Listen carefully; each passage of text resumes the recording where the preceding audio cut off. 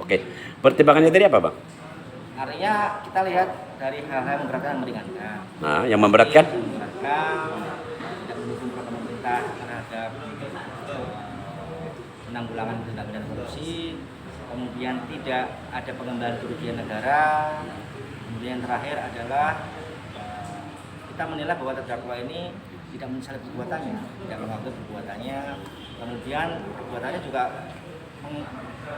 menghalangi ya program desa dalam pembangunan, setelah yang kemarin terkait dengan penghalangan terhadap upacara. Oke. Nah, ini cara penghitungan kerugian negara 1,2 M itu kan artinya belum terjadi ataupun bukan anggaran yang dikelola oleh terdakwa ini yang tidak dapat dipertanggungjawabkan, tapi rencana pembangunan. Saya coba perbandingannya gini, Bang. Tahun 2015 Satpol PP 2015, 16, 18 Satpol PP Kabupaten Pasuruan membongkar bangunan tanpa izin di tanah pemerintah. Nah, oke lah, kalau misalnya tanah Warung Dowo adalah milik desa, lalu terdakwa ini membuka usaha, bukan memiliki tanah ya, membuka usaha di desa tersebut. Pertanyaan saya pertama gini, kenapa kepala desa mengeluarkan surat keterangan usaha terhadap terdakwa tahun 2013 dan tidak mengeluarkan atau tidak membuat surat perjanjian tentang sewa menyewa tanah kas desa tersebut, Bang? Jadi kemarin sudah kita klarifikasi ya, itu bahkan sudah kita tanyakan ke saksi ahli cas di peta kita tunjukkan. 2013 itu letaknya di mana sih? Di ujung. Nah, di ujung itu ternyata bukan tanah kas desa. Jadi tidak ada kewajiban pemerintah desa mungkin ya, saya kan nggak tahu tuh, karena faktanya kan seperti itu, kita ngomong faktanya.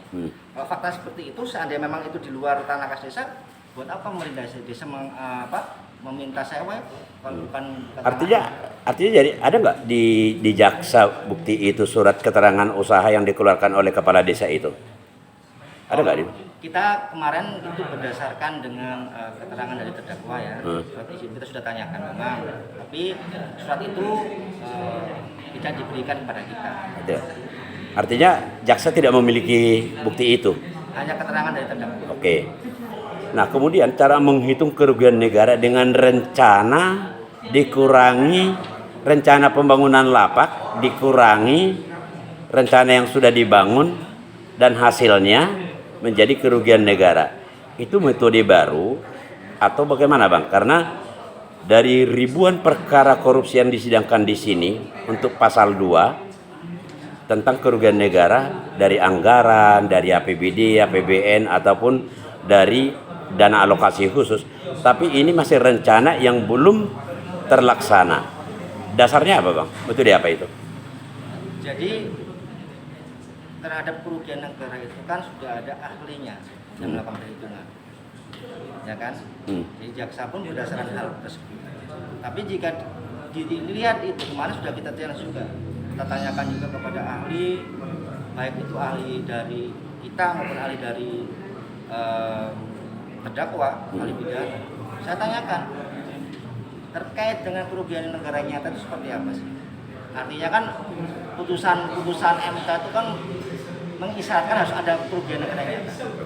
Dan nyata-nyata di situ kerugian negara nyata itu adalah sesuatu hal yang bisa dihitung oleh ahli, baik itu dari inspektorat, BPKP maupun BPK. Artinya sesuatu hal yang sudah bisa dihitung sama mereka, ya ahlinya, itu merupakan suatu kerugian negara yang nyata. Lebih lanjut lagi, coba ditasvirkan lagi di penjelasan pasal 35. Kerugian yang nyata itu ya adalah kerugian negara yang sudah dihitung oleh auditor maupun ahli-ahli di bidangnya, di BPK, di BPKP, maupun inspektorat. Nah, atas dasar itu ya kita bisa bilang itu kerugian negara yang nyata. Bahkan kalau mau ditanya soal kerugian negara bisa dilihat itu nanti di penjelasan Undang-Undang Pembangunan Negara, Undang-Undang 793, adanya kekurangan uang. Artinya sekalipun, oke Bang, saya potong, maaf. Artinya sekalipun masih rencana itu dianggap kerugian negara yang belum terjadi. Kalau bedanya gini, kalau kata Abang tadi kan tanah negara dimanfaatkan, selesai. Oke. Ya kan? Tapi di sini kan sudah ada perencanaan dari desa. sudah ada penganggaran dari desa, ya kan? Oke.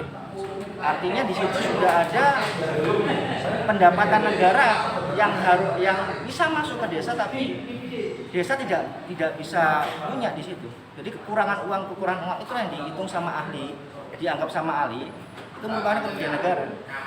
Pernah nggak kepala desa ini mengajak terdakwa untuk membahas tentang sewa menyewa atau penggunaan lahan tersebut sejak 2013 sampai perkara ini dilaporkan ke Kejaksaan Negeri Kabupaten Pasuruan, Bang? Nah, kalau kita lihat fakta persidangan ini kan artinya gini, pemerintah desa ini kan sampai dengan yang terakhir ada somasi kan sudah berupaya. Kita kalau mau menggali, mau nyari seperti itu kan artinya faktanya seperti apa kan kita harus tahu. Kalau menurut terdakwa, ya terdakwa tidak pernah diajak rembuk atau seperti apa.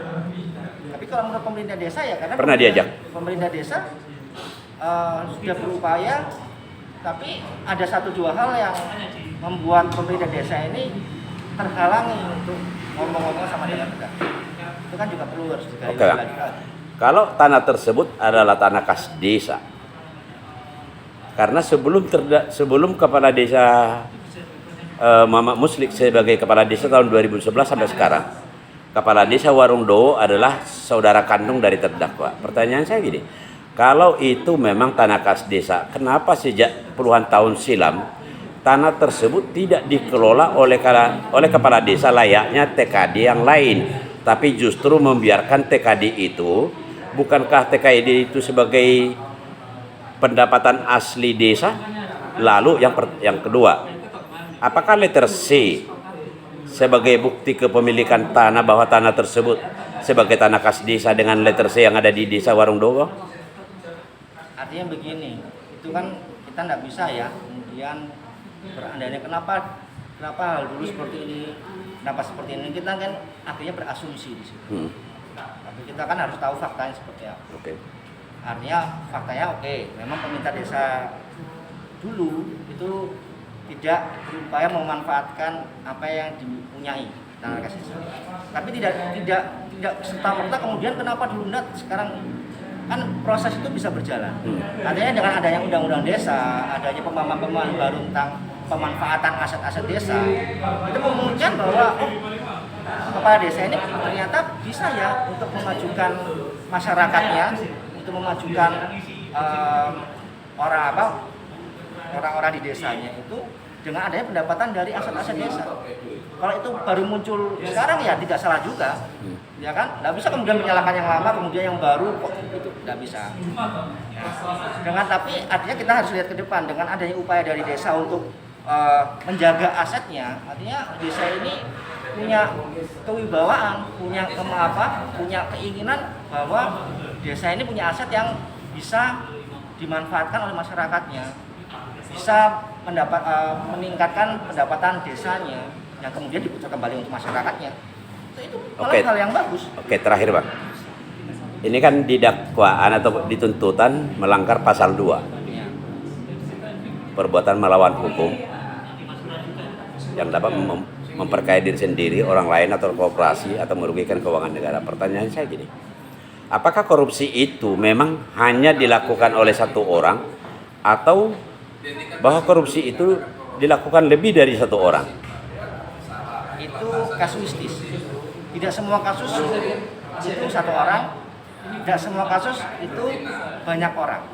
Kita harus lihat pendekatan kasus. Artinya untuk pasal 2 tindak pidana korupsi ini, pasal 2 satu orang juga bisa? Pasal 2 satu orang juga bisa. Gitu ya? Bisa. Karena kan setiap orang di sini kan nggak jamak. Betul enggak? Setiap orang di sini kan tidak jamak. Personnya nggak jamak. Makanya kemudian kalau mau di lebih dari satu orang biasanya kita contohkan 5-5. 5-5 ya. Oke, terakhir. Terkait dengan saksi dalam tanda kutip palsu, di mana dalam BAP namanya Koirisa ada, tapi yang hadir anaknya namanya Lili. Pertanyaan saya gini, apakah jaksa atau Anda selaku jaksa penuntut umum dalam persidangan tahu hal tersebut? Yang mana Khairi Saada, yang mana lainnya? Jadi begini, itu kan hal-hal yang kemudian muncul setelah persidangan, ya kan, isu-isu seperti itu. Kita berpikir logika sederhana. Kalau Sebentar, sorry, maaf. Tadi Anda bilang isu-isu. Ini isu-isu atau memang fakta di persidangan? Kalau fakta ya harus dibuktikan kan? Dibuktikan ya. Fakta kan harus dibuktikan. Karena ini masih jadi isu ya saya anggap masih jadi isu. Kalau di BAP, usia Khairi Saada itu berapa usianya, Bang? Nanti coba dicek ya, saya lupa. Oh gitu. Tapi artinya begini, terhadap hal-hal ini, itu kan kami tidak sendiri. Kami jaksa, ada hakim, ada pengacara. Kita setiap pemeriksaan ada cross pemeriksaan. Kita punya hak yang sama, kita punya kewajiban yang sama. Ketika hakim menanyakan, itu kan juga sudah jelas. Apakah kamu ini? Iya. Ditanyakan nggak saat itu usianya? Ditanyakan seluruhnya. Berapa? Artinya kan identitas itu kan sudah ditanyakan.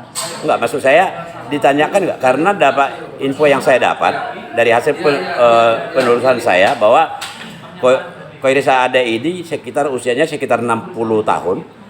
Sementara Leli ini sekitar 38 tahun. Artinya selisih 20 tahun. Artinya kan gitu, monggo aja. Artinya kan tapi identitas itu kan sudah ditanyakan. Bahkan kalau seandainya memang PH-nya tahu pun harusnya kan juga di cross check juga. Dia punya kewajiban kalau memang ragu. Gitu ya. Kami pun ya artinya kan sudah berdasarkan ini dia mengiyakan membenarkan ya. Itu ya. Apa yang menjadi dasar kami untuk kan enggak ada. Karena dia yang sudah membenarkan. Kecuali ada kemudian ada challenge dari teman-teman juga untuk ternyata bukan ya. Pada akhirnya kan kesaksiannya memang kalau memang benar itu kan tidak usah dimasukkan dan sebagainya kan gitu. Harusnya kalau memang bukan orangnya dikeluarkan dari sidang. Ya kan, tapi kan pemeriksaan menyaring orang ini kan sudah dilakukan. Ditanyakan identitasnya, ditanyakan benar tidak, sudah dijawab semua sama dia. Terus bagaimana cara kami untuk kemudian kamu bohong? Ya enggak? Kalau sudah dibenarkan. Oke Bang, berarti minggu depan pledoi ya. Oke Bang, terima kasih banyak.